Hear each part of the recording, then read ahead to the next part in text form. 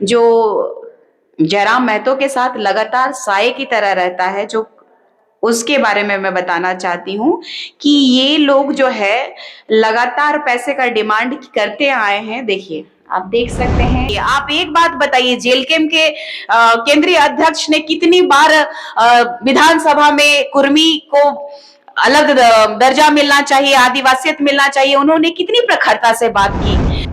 तो मैं अपने समाज के हक और अधिकार की बात जब कर रही हूँ तो इन लोगों को लहर लग गई। आदिवासी कुर्मी कभी नहीं हो सकते। आदिवासी पैदा होना पड़ता है, फिर से बोलूंगी, और आदिवासी एक ब्रांड है।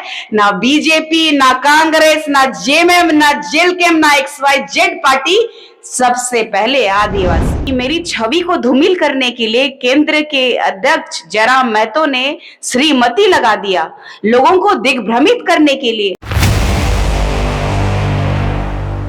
जोहार, लोकल खबर में आप सभी का बहुत बहुत स्वागत है। सोशल मीडिया पे आज पहली बार टाइगर जयराम महतो से ज्यादा ट्रेंड एक आदिवासी महिला कर रही है, निशा भगत।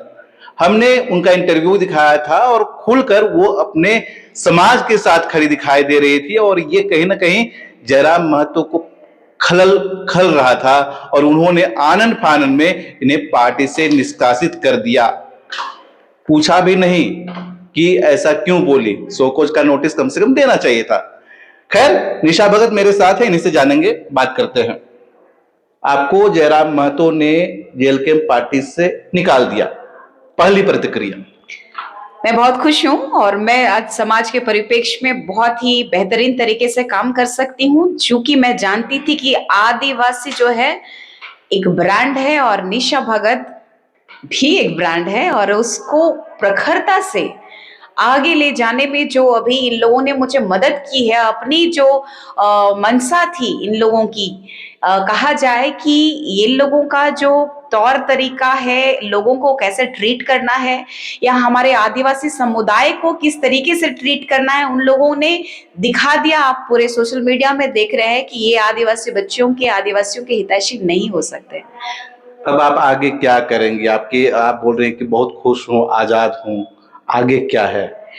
चूंकि आदिवासियों के परिप्रेक्ष्य में रूढ़िवादी परंपरा को मानने वाले प्रकृति पूजकों को मैं लगातार ये आह्वान करते रही हूँ कि अपने समाज के प्रति अपनी आवाज को बुलंद कीजिए, और ये आवाज जो है आज पूरे झारखंड ही नहीं, आज मुझे असम से भी फोन आया था, आज मुझे बंगाल से भी फोन आया था, और मुझे बहुत खुशी है कि हमारे समाज के लोग जो है हमारे राज्य के साथ साथ अन्य राज्य के लोगों में भी एक नई ऊर्जा दिखने को मिल रही है और ये समझ रहे हैं कि आदिवासी एक ब्रांड है।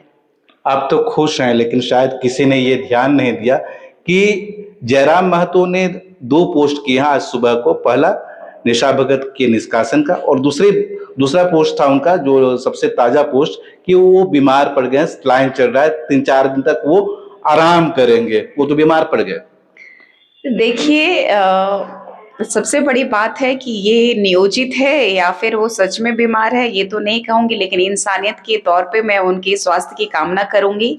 उनको महादेव और सद्बुद्धि दे कि समाज सबसे बड़ा है, मैं मानती हूँ, लेकिन कोई समुदाय जो है वो सबसे बड़ा नहीं है। समाज जो है वो धर्म विशेष पे, जाति विशेष पे आप मानिए उस बात को, लेकिन जिस समाज के लिए आप प्रतिनिधित्व कर रहे हैं उस समाज के लिए आपको मुखरता के साथ आना पड़ेगा। सिर्फ कुर्मी समाज के आप विधायक नहीं हैं या फिर कुर्मी समाज का सिर्फ ये पार्टी नहीं है, लेकिन लगातार आपका जो रहता है कि आदिवासी विरोधी कार्य लगातार दिख रहा है।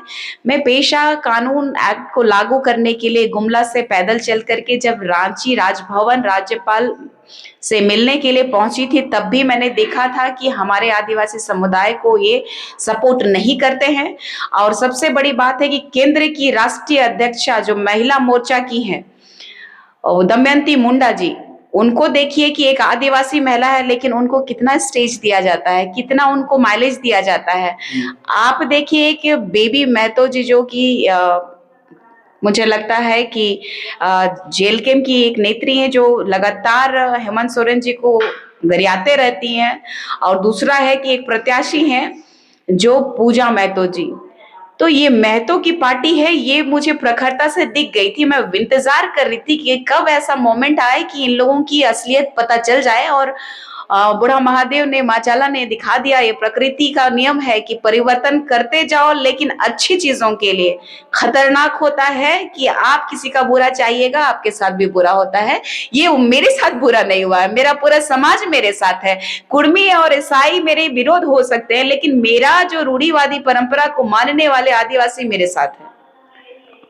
इसके पहले जब पहला इंटरव्यू लिए थे तब जी। जो सवाल आपसे पूछे थे वही सवाल आज दोहरा था, क्योंकि कल आप पार्टी के साथ थी, आज पार्टी से बाहर हैं, जी। तो निश्चित रूप से जवाब कुछ अलग है। सवाल ये है कि जब आप चुनाव लड़ी थी, जी। उम्मीदवार थी, तो जेल की तरफ से जो हर जगह प्रचार करते थे जो प्रमुख हैं जयराम महतो, वो आपके प्रचार में आए थे या नहीं आए थे? साथ ही साथ इतने मतलब प्रखर रूप से आप बोलती हैं और आप में वो एग्रेसिवनेस दिखता है जो कहीं ना कहीं जयराम महतो के लेवल से भी ऊपर जाता है। आपको कहीं पद में भी नहीं रखा गया।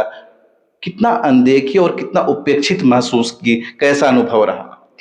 देखिए, मुझे मालूम है कि हमारे पूरे आदिवासी समुदाय को जो दरकिनार किया जाता है, उसको मैंने महसूस किया है और उस महसूस को मैंने अपने अंदर इसलिए दबा के रखा, क्योंकि मैं चाहती थी कि इन लोगों की प्रतिक्रिया आए। आपको मैं बताना चाहती हूँ कि जब चुनाव लड़ रही थी, तो मुझे केंद्र के प्रवक्ता संतोष महतो जो है, वो उन्होंने 10 लाख रुपए का डिमांड किया था और स्कॉर्पियो भी माँगा था। मैंने उनको जब मना किया कि मैं एक आदिवासी बच्ची कहाँ से दे सकती हूँ, तो उन्होंने कहा था कि आपको राजनीति करने नहीं आती है। मैंने इस विषय में प्रवक्ता जो अभी हैं, मंडल जी, उनको भी बोला था मैंने, तो उन्होंने कहा कि ऐसी बात नहीं है। लेकिन आप देखिएगा कि मैं आपको एक प्रमाण दिखाना चाहती हूँ, जो विराट जो है, जो जयराम महतो के साथ लगातार साये की तरह रहता है, जो उसके बारे में मैं बताना चाहती हूँ कि ये लोग जो है लगातार पैसे का डिमांड करते आए हैं। देखिए, आप देख सकते हैं विराट का ये नंबर है और ये नीरज का उन्होंने भेजा था और इन्होंने लिखा भी है कि तारापीठ जाएंगे, भेज दीजिएगा 10K। मेरा और आपका बात है, डोंट शेयर पब्लिक। तो बात ये है कि मैंने कभी नहीं चाहा, चाहे मैं कांग्रेस में रही, चाहे मैं एबीवीपी में रही या तो फिर मैं जदयू में रही, मैंने कभी किसी भी पार्टी में देखा कि हमारे समाज के परिप्रेक्ष्य में जो काम नहीं हो रहा है, तो मैंने स्वतः रेजिग्नेशन दिया। लेकिन मेरा जो पार्टियों से रेजिग्नेशन देना बहुत ही घातक था, तो इस बार मुझे ये बताना था कि पार्टी से ऊपर हमारी समस्याएं हैं, पार्टी से ऊपर हमारी जो मांग और अधिकार है वो है, और पार्टी से सबसे ऊपर इस देश में आदिवासी है। और आदिवासी का पहचान क्या है वो आपको मैंने बताया था कि भगवान राम जी भी, मर्यादा पुरुषोत्तम जी भी जब वनवास के लिए गए थे, तब एक आदिवासी महिला से मुलाकात हुई थी। उसका प्रमाण भी है। आदि काल से हम लोग विद्यमान है और इस संविधान में एक विशेष संविधान विद्यमान विधि है जो आदिवासियों को विशेष अधिकार देती है। और ये जो लगातार आदिवासी बनने का ढोंग लगातार अन्य समुदायों के द्वारा किया जाता है, तो ये सिर्फ और सिर्फ आरक्षण के लिए। आरक्षण एक ऐसा मुद्दा है जो कि हमारे लिए विशेष अधिकार सुविधाएं दी गई हैं, चाहे नौकरी में हो, चाहे फिर राजनीति में हो।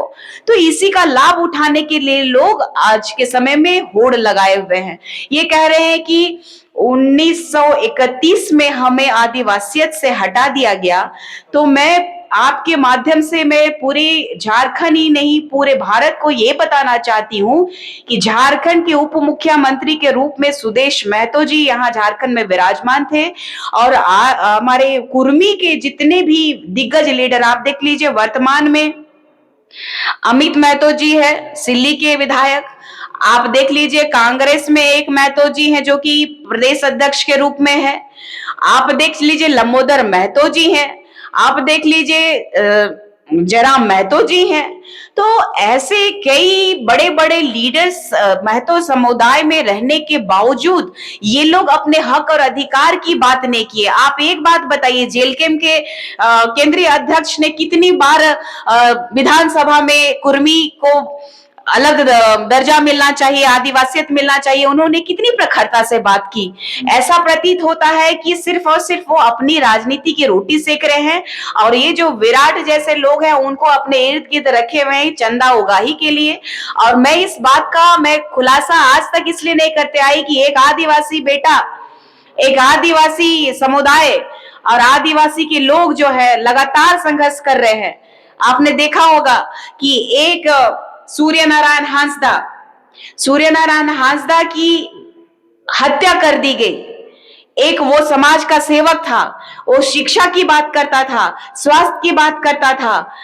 जेलकेम पार्टी है जो कि सूर्य नारायण हांसदा को टिकट दी थी। तो जब विजय जो है हमारे बोल रही हूँ, पूर्व हो गई, अब तो हमारे निकाल दिया गया। तो उसमें जो विजय जी ने कहा था कि सूर्य नारायण हांसदा जो को हम लोग के पास टिकट मांगने आया, हमने दे दिया। उनका हम जानते भी नहीं है कि वो क्रिमिनल है कि क्या है। प्लस जयराम महतो जी ने भी इसके बारे में टिप्पणी जो की थी, पहले की टिप्पणी आप देख लीजिएगा। लेकिन जहां लाइमलाइट में आना था वो गए, लाइमलाइट के लिए वो उनके घर गए, फोटो खिंचवाए, बातचीत किए, आश्वासन दिया। लेकिन जब रांची में वो प्रेस कॉन्फ्रेंस किया गया, जेलकेम के लीडर्स भी मेरे साथ थे, तो आपने देखा होगा कि जेलकेम के लीडर्स नहीं थे।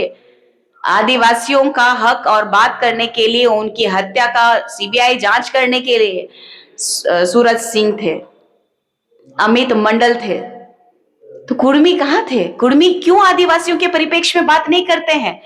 आपने देखा होगा कि एक व्यक्ति जो है जादू महतो, जो अपनी जमीन का जो पैसा बकाया था कंपनी की तरफ से, तो उस समय में उस महतो ने अपने शरीर पे आग लगा दी और उसकी मृत्यु हो गई। और 24 घंटे के अंदर महतो होने की वजह से जयराम महतो जी ने उनको मुआवजा दिलाया।